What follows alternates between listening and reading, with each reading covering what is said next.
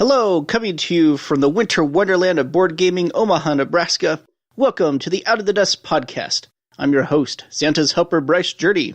Tied with the popular recurring Out of the Dust geek list on Board Game Geek, the Out of the Dust podcast is a weekly podcast that is focused on re-exploring games we play that we hadn't previously played in a year or more.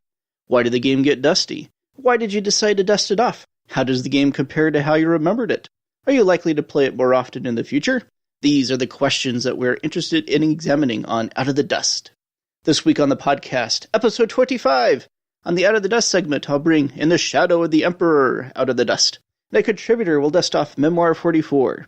On the reaction segment, I'll recap how my Secret Santa experiences went this year. On the What I've Been Playing segment, I review Brass Lancashire. On the Obscure Bryce Game segment, I review Opera. And we wrap up the episode by continuing my top 5 food games countdown with number 2 on the list. Oh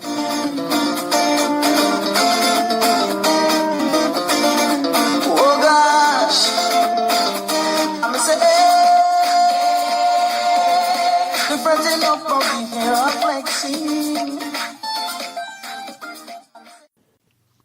I had a chance to bring one of the first games I added to my collection many years ago out of the dust recently. That game was In the Shadow of the Emperor, a Rio Grande game from 2004 designed by Ralph Burkert, a designer who has just a few games to his credit and nothing since 2005. I could only estimate the dust level of this game because I don't have any logged plays of it since I started logging plays in 2013. But I'm guessing it's been at least 8 years. I picked this game up from the consignment store at my very first Gen Con 12 years ago or so, and as an early game in my collection, it saw fairly frequent play at first. It's an area control election game in which players are noble families trying to manipulate the ascension of their heirs to the throne of the Holy Roman Empire. It's notable for inventing the aging mechanic in which a player's pieces age each turn and eventually die. I had a great time bringing this one out of the dust. It's got that early Euro feel to it where points are hard to come by, and players had better be happy with the point here and the point there that they do get.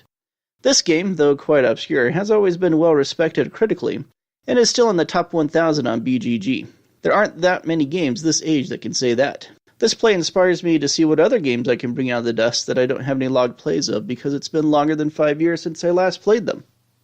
Let's see what a contributor brought out of the dust. Count Ringworm, username Ringworm, had a chance to bring the Richard Borg-designed Days of Wonder classic Memoir 44 out of the dust recently. He last played it 5 years and 7 months ago. The Count writes, "My son is 7.5 years old and we've been playing a lot of games together lately. I decided on a whim to try this one, and he absolutely loves it. We've played it 11 times in the past week and worked up through the Omaha Beach scenario. Our FLGS had a Black Friday sale, so I picked up the terrain pack as well. I already had the Eastern Front expansion, but I've never played it. I think my collection is complete for this game now. It's pretty funny listening to my son explain to his mom, 'You see, it's hard to win as the Germans.' Thanks for the contribution, Count. The Command and Color series of games are great, and one of the few war games that I've invested time and resources in. My favorite in this series is Battlecry, but that's just a historical period personal preference."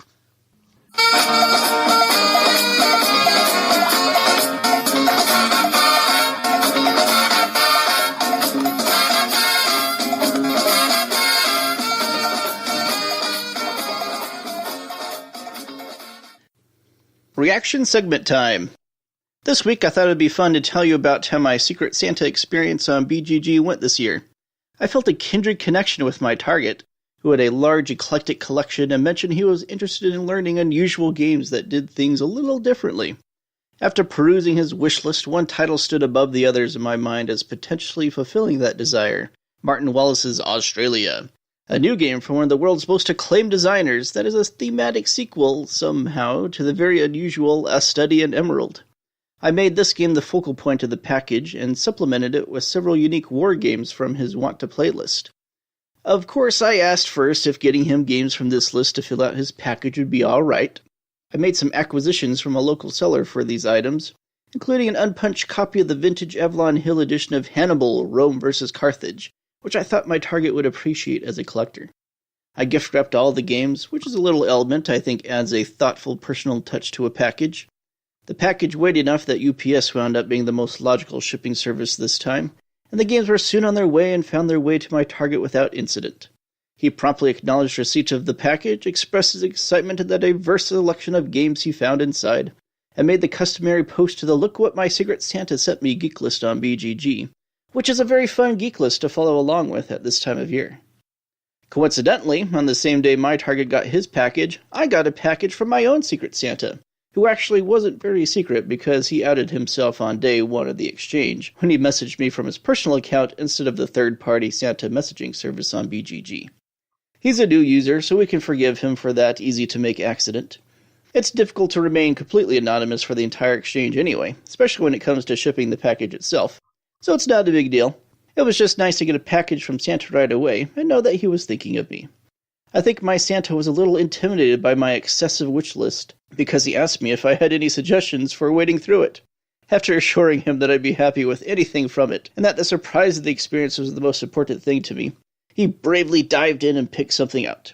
When I saw a package was on its way to me from the online retailer Legendesk on my USPS incoming mail report, I was pretty sure it would turn out to be the package from my Secret Santa, since I wasn't expecting anything at the moment from that particular store. My package also arrived without incident, and I found a couple of gift-wrapped boxes inside. Since Santa did not specify if I should wait for Christmas or not, I opened them up right away, of course, and found a copy of Clank in Space and its expansion. This was a great choice. I learned Clank earlier in the year, and had just recently acquired my own copy, and was interested in expanding my collection of it since there's a lot of fun additional content for the system. I foresee this getting a lot of regular play in the coming year.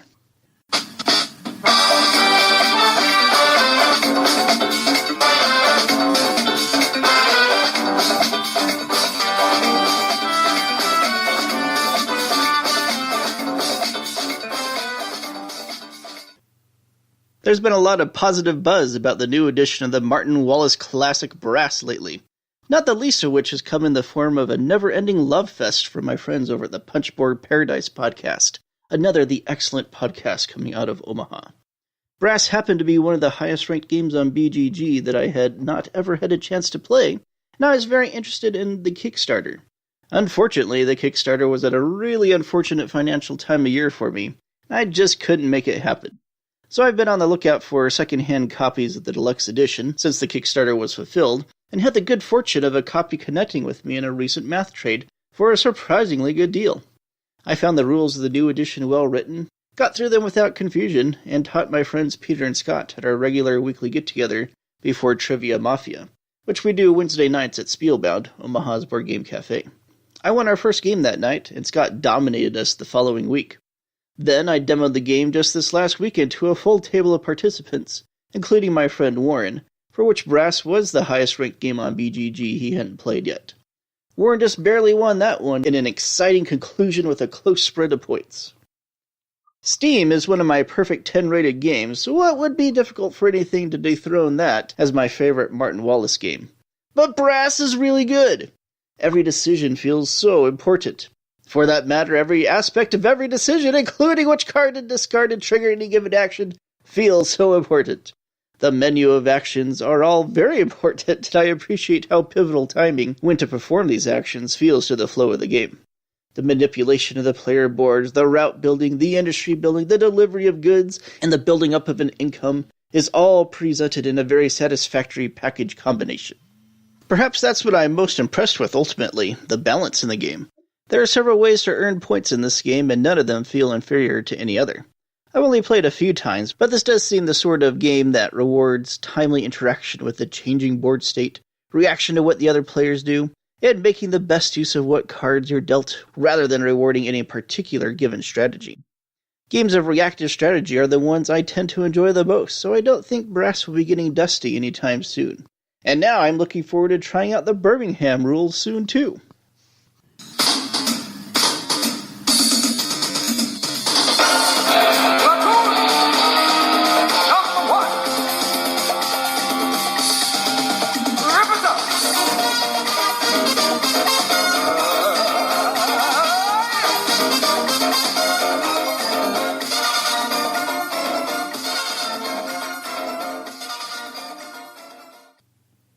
Obscure Bryce Game segment time.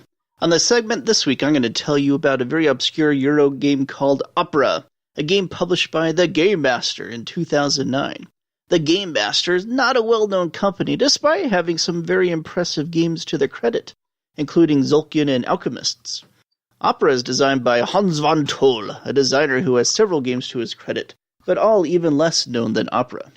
Here's how it works. Players are opera house managers seeking to amass the greatest collection of music from the greatest opera composers of the Baroque, Classical, and Romantic eras. The ultimate success is measured in victory points, of course. These points are gained through a unique combination of role selection, tile laying, stock manipulation, and set collection. Perhaps the most innovative and unusual part of the game is the turn order system. At the beginning of each of the 9 rounds, players allot a certain amount of ducats, up to 10, to select roles and take actions with.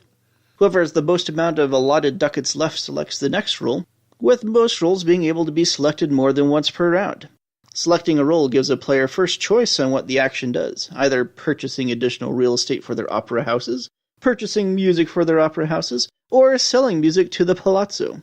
Other players can follow these actions and pick from the remaining options for less allotted ducats.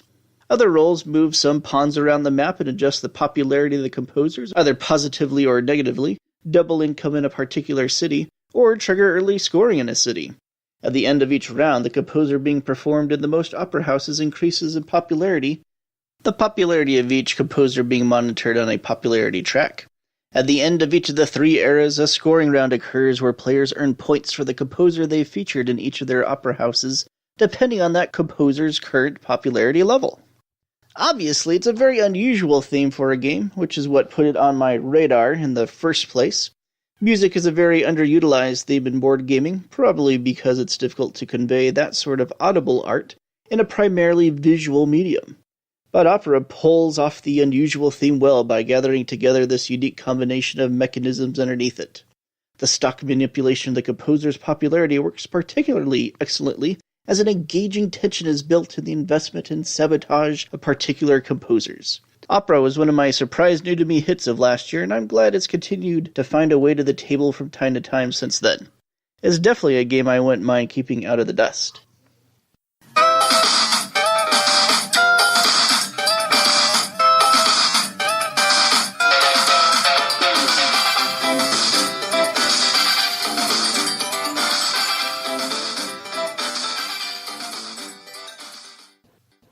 We continue my top 5 food games countdown this week with number 2 on the list, Sushi Go. Some people might look down on me for liking a light drafting game like this, but I don't care. Sushi Go is delightful. Consider this though. On the one hand, we have this adorable and cute personified sushi art. Everyone loves it, and it's undeniably part of what has lent the game charm and success. But have you ever thought about what this cute art means in deeper philosophical terms? On the other hand, it's kind of a twisted and horrifying theme when you stop and think about it. I mean, we are eating personified food in this game. Is the sushi still smiling as it's being devoured? Or does it cry out in silent terror as it's dashed to pieces and digested? What an interesting moral quandary to consider the next time you play. But mechanically, the game just works. Drafting by its very nature creates this wonderful push-your-luck and risk-reward assessment scenario, as a player's success is determined by what they draft when and in what combination. Sushi Go Party improves upon the concept even more by introducing a whole slate of food items to choose from to keep games fresh and always replayable. I haven't actually played it very recently, but just thinking about it now wants me to get it back to the table. Well, that will do it for episode 25. Thanks for listening. Feel free to join the Out of the Dust Podcast Guild at BoardGameGeek.com. Follow the podcast on Twitter at OutOfTheDustBGG. Leave a comment at the Guild. PM me on BGG under user handle Radagast14. Or email me at radagast14@CenturyLink.net. And join the Out of the Dust conversation yourself at our monthly geek list at BGG. Alright, play me out, Ananda!